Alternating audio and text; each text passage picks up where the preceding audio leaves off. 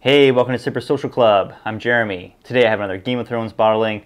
Representing House Greyjoy, it's the Talisker Select Reserve, bottled at 45.8% ABV. Can this whiskey hold its own, or is it part of that whole Diageo Game of Thrones hype train? I'll let you know when I nose it, taste it, and give it a mark. Let's try this out on the nose. So right away you get like really nice orchard kind of fruits, heavy on the apple. There's a nice amount of like maltiness in here. You get that Talisker smokiness, that more like heathered kind of peat versus like the Isla kind of iodine peat. You get just a very slight honey and very slight vanilla on here. It's got some spice to it, some pepper for sure. Really nice on the nose. Honestly, the first time I smelt this, I'm like, this is Johnny Walker Double Black. I would not be surprised if some of this whiskey is in that Johnny Walker Double Black because it smells almost just like it. It's very kind of well balanced as well. All right, let's go palate.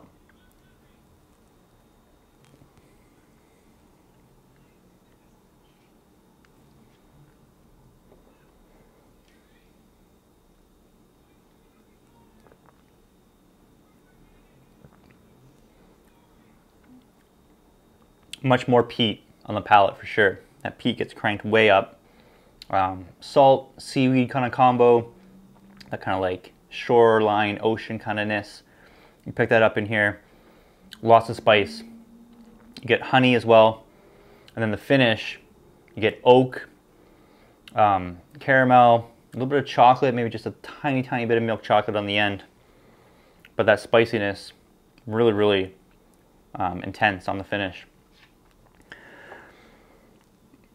And more peat than you'd expect. No age statement on this one, so you're assuming it's definitely younger than 10 years old. But yeah, Johnny Walker Double Black. Without a doubt, some of the whiskey that's in here is also in that blend because it tastes very similar, in my opinion. It's good whiskey. It does taste like a blend. It does taste like a blended whiskey.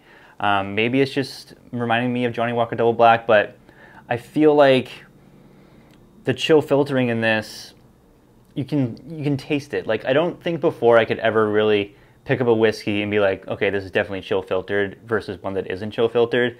But for this one, I feel like I can tell. I can tell this has been chill filtered just because there's no like, I'm not gonna say there's no substance, because there is lots of substance in this and there is lots of good notes in here, but the whole kind of balance to the whiskey seems like it's like the whole edge has just been kind of taken off of it.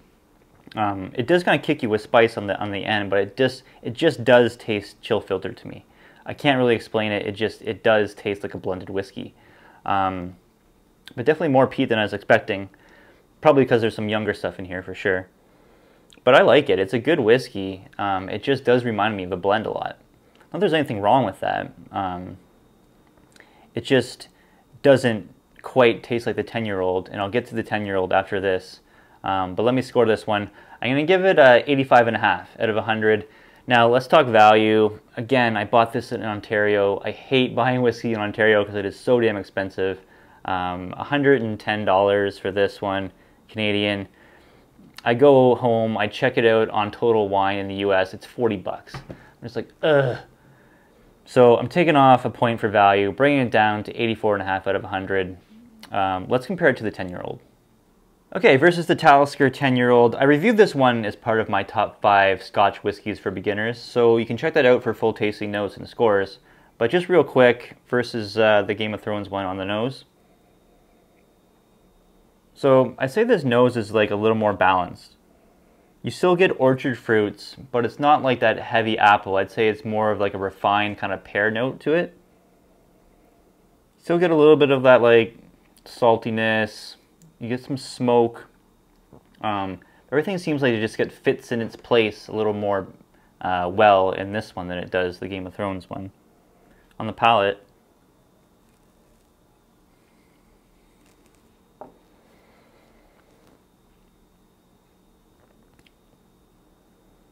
yeah, definitely more balanced, I think. You get some like herbal notes, some mineral notes with this that aren't present here, but just overall a nicer whiskey in my opinion. Probably still chill filtered as well, but I don't pick up that chill filtration that I did in the Game of Thrones bottle. It doesn't taste like it's been deprived of any like viscosity or substance. It seems like it's all still there in the 10-year-old versus this one. But overall, I mean, I like the 10-year-old better, obviously. Not to take anything away from this, I just think this one just tastes like a blended whiskey. There's nothing wrong with that. It just tastes like a blended Scotch, and this one doesn't, to me, in my opinion. Same ABVs, I'm pretty sure. They're both, yeah, they're both 45.8. They're most likely both chill filtered and with added color, but it just seems like you notice it more with this one. Probably because they use some younger whiskey in here. Obviously, this is all 10 years old. But for value, if you're buying this Game of Thrones bottle in the United States for 40 bucks, absolutely. But there is 0 point in buying it in Ontario because it's more expensive than the 10-year-old and a lesser whiskey, in my opinion.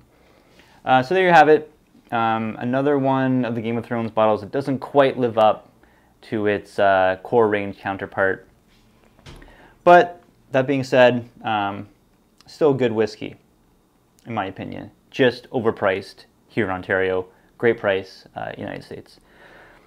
Let me know what you guys think. Have you tried the Talisker Game of Thrones? What are your thoughts on it? What are your thoughts on the Talisker 10? One of my staples, one of my favorites for sure. Appreciate it as always, guys. Have a good one. Cheers.